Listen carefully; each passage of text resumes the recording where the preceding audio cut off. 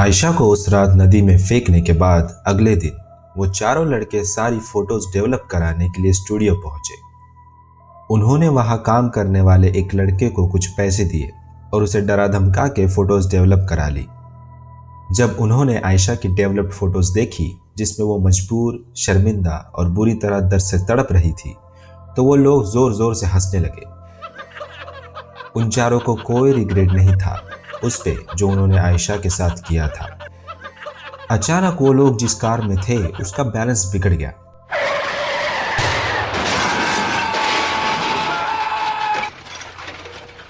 और वो सीधा एक पेड़ से जाके टकरा गई। एक पेड़ की ब्रांच सीधा विंडशील्ड को तोड़ते हुए ड्राइवर के सिर में घुस गई, जिससे उसकी जगह पे मौत हो गई। दूसरे लड़के को हॉस्पिटल ले जाया गया, पर बॉडी में इंटरनल ब्लीडिंग की वजह से उसकी भी मौत हो गई। तीसरा लड़का कार क्रैश में बच गया था। उसे बस कुछ छोटी मोटी चोटें ही आई थी, तो डॉक्टर ने उसकी चोटों पे ड्रेसिंग करके उसे घर जाने की सलाह दी। वो लड़का अपने घर की ओर ही जा रहा था कि उसका पैर फिसला और वो सीधा एक मैनहोल में जा गिरा। मैनहोल में गिरने से उसका एक पैर टूट गया। उसने काफी आवाजें लगाई, पर किसी ने उसकी आवाज नहीं सुनी। वो उस गहरे मैनहोल में टूटी हुई टांग लिए गिरा पड़ा था। उसने काफी कोशिश की, लेकिन वो उठ नहीं सका। उस रात काफी जोरों से बारिश हुई और उस सीवर का पानी धीरे धीरे बढ़ने लगा और वो उस गहरे पानी में डूब के मर गया।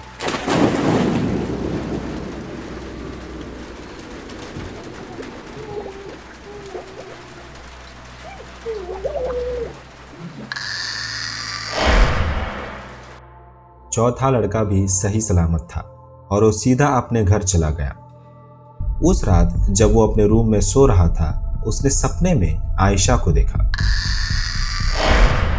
जो उसे जोर जोर से उसके सिर पे एक लकड़ी से मार रही थी। तो देख, प्लीज मुझे माफ कर दो। देख मेरे बदन के घाव। प्लीज मैं तुम्हारे आगे हाथ जोड़ता हूँ, प्लीज मुझे माफ कर दो। कैसे खून रिसा है। प्लीज माफ करो, प्लीज। देख,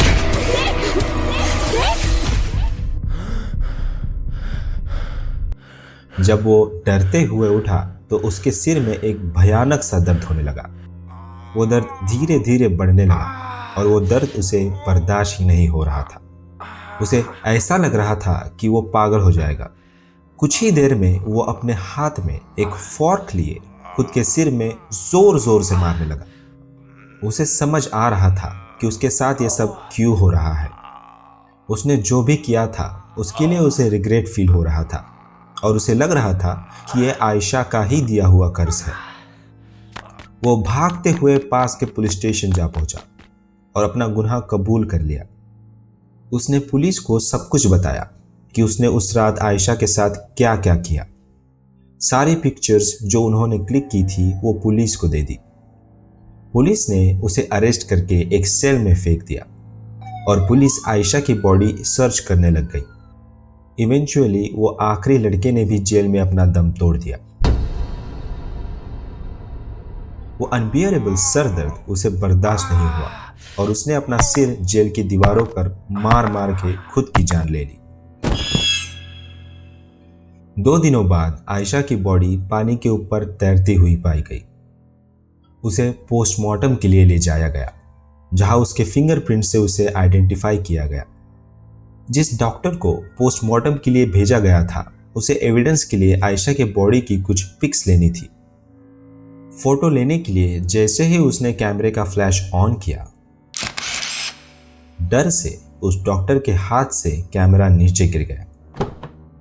उसने देखा कि आयशा की आंखें जो अब तक खुली थी वो कैमरा के फ्लैश से बंद हो गई थी।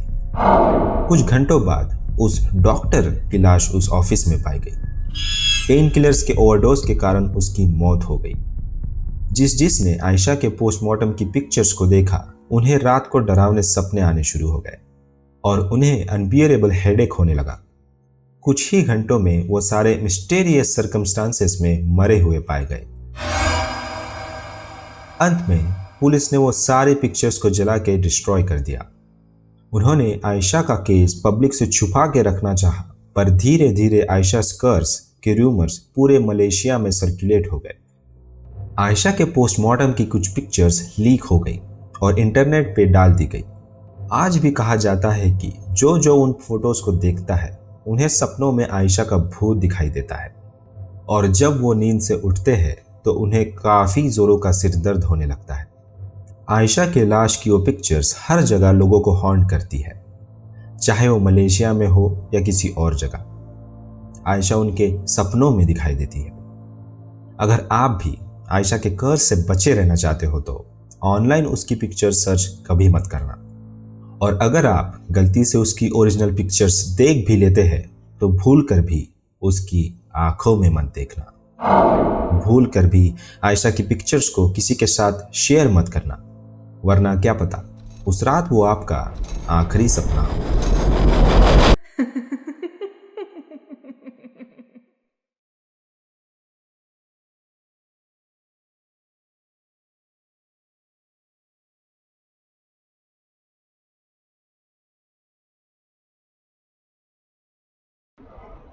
अगर आपको हमारी कहानियाँ पसंद आई तो लाइक कीजिए, सब्सक्राइब कीजिए और हाँ, बेल आइकन दबाना मत भूलिएगा।